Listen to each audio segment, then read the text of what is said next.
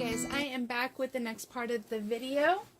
I did take this cup outside and I sprayed sealant on it. I did show you guys the can of sealant in the first part of the video. I did leave it outside, so I can't show it to you again. I apologize for that. But this is completely sealed and dried. The next step is going to be applying the epoxy with the glitter in it. And the reason I want to mix the glitter into the epoxy is so that it doesn't take over the design on the cup. So I went ahead and mixed equal parts of my epoxy. I use Alumilite, amazing clear cast epoxy for anyone that asks about that. That is my preferred epoxy. I do recommend that you try different epoxies and see what works for you. Alumilite has never let me down. I don't have any issues with it or hang-ups with it, so that is my preferred epoxy. But everyone is going to have something about different things that they like. So you don't have to take my word for it, but if you want to know what I'm using, that's what it is.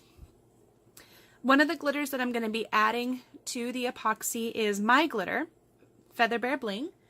We do have a website. It is featherbeardesigns.com. Where we sell the glitter. We restock on Saturdays. So if you see it sold out, come back on Saturday. That's when we restock. This color is Hibiscus. So I'm going to add a little bit of Hibiscus to the epoxy.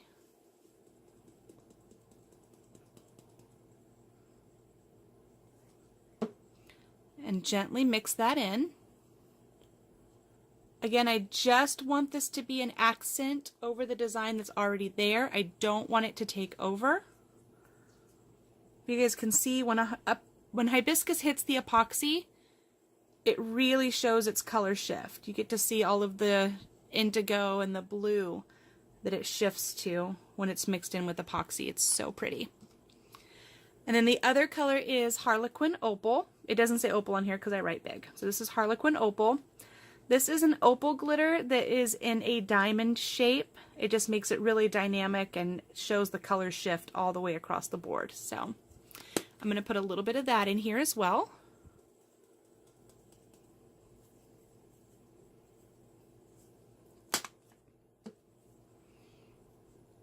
Just a little sprinkle in there. Gently mix that around. Get that all incorporated. And then I'm also going to be adding a new color. This is a color that's going to be launching this coming up Saturday on our site. This is Glinda. If you are on Feather Bear Bling Facebook page, then you've already seen this color. This is another opal color shift. It's a white base glitter, as you can see there, that shifts to a purple and a pink. If you put this over black, it shifts to the green and the gold that you see up here. So you can see, this is one of my favorite glitters.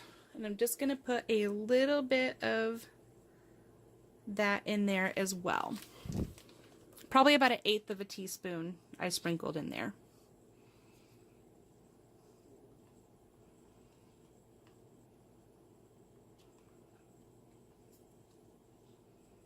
Okay, now that I have my glittery epoxy, you can see that you can still see the base through the glitter when you hold it up on the stick, but that it's just going to give it a little bit of extra something.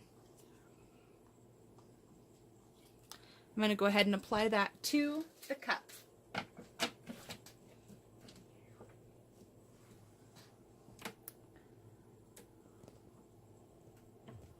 going to pause this for a second so I can put you guys where you can see. Okay. Go ahead and turn my turner on. And I apply my epoxy with a gloved finger.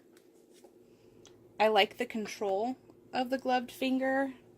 I like the cleanup. All of that makes me super happy. Whoops, sorry guys. Bumped you there. So I'm going to just start pouring this on and smoothing it out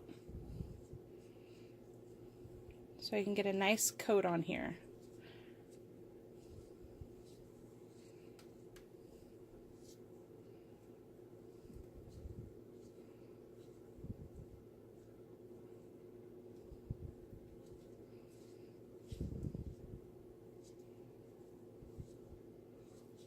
It's not glitter underneath, so it's not going to take very much epoxy in order to make it smooth. Don't forget to do the bottom. And you're just going to want to take your fingers and smooth this epoxy anywhere it needs to be in these little crevices. Make sure you get it good over the lettering.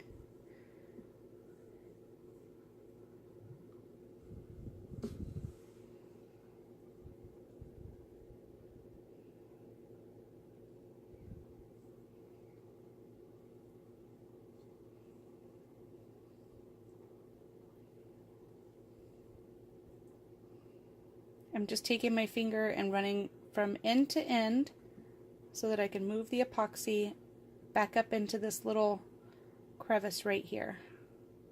I keep saying crevice, sorry. It's kind of a weird word, but that's what it is. It's a crevice.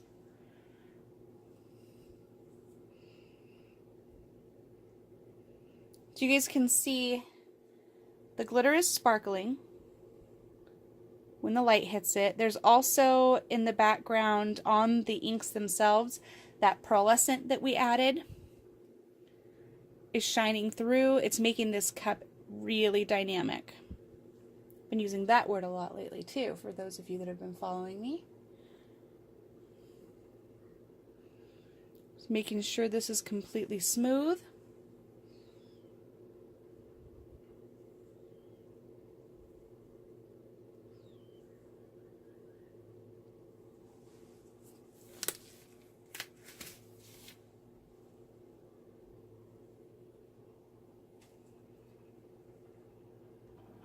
And then I brought you up a little closer so you can see the pearlescent sparkling in there behind the glitter. And you can see when the glitter catches my flash, how it's blinging off of there.